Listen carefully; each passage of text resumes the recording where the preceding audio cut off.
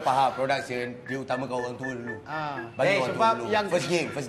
Menang kita tak suka. Korang menang, saya tak boleh menang. Hei, aku belum pangkat berat ni. Okey. Jangan main-main. Kita orang buat kerja betul. Kau tak nampak ubat aku ni masih menyala lagi ni. Masih menyala. Jangan kawan. Sekarang, ini dia. Kejap. Susah betul menjaga. Dia betul angkat tu satu je. Okey, ni dia yang kita orang dapat. Apa maksud dia? 9108. Kau punya apa? Mana boleh? Kita tak bukan bulan. Dia tak bagi tahu. Bos semua bagi tahu ke tak bagi tahu. apa? Kenapa je? Kau punya berapa angka? 3 angka, 4 angka? Mana tembak? Itu tak ada. Aduh. Aduh, dah faham. Kita dah bagi tahu. Ini semua kau ni masak. Aku pula. Dia yang buka.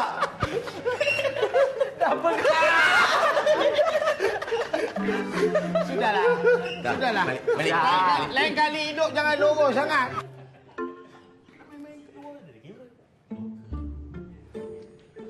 Bila aku dah nampak. Okey. Nombor tu cerita tadi berapa? Okey.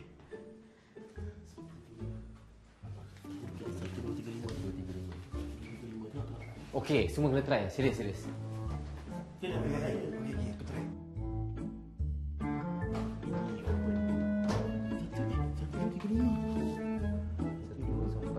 Ada yang lain tak?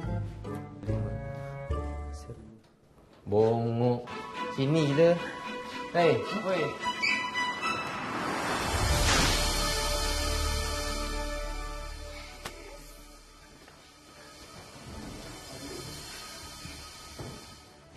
Tahniah, anda telah menerima freeze power.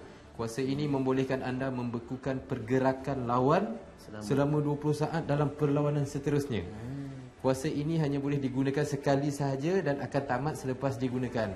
Minum extra jus sekarang untuk mengaktifkan kuasa anda.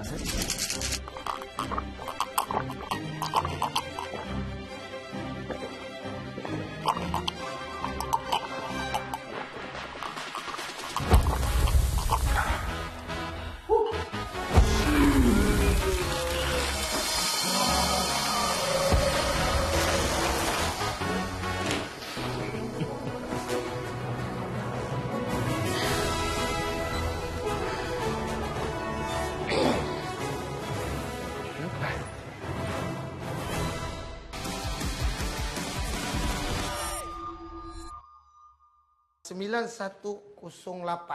So maksudnya aku rasa loka ni 8. Ni. Oh. Ni. Aku tahu ini adalah nombor semua nombor 910. Ni. Ini, ni 9108. Ni 9108. Ya, maknanya kita pilih yang 9108. Pandai tak aku? Semua 9108.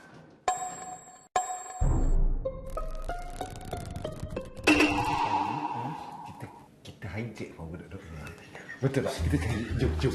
Kita cari dulu. Kita semua sudah terima. Okey, faham? Bagi dia macam apa benda semua sama ni? Aku marah ni.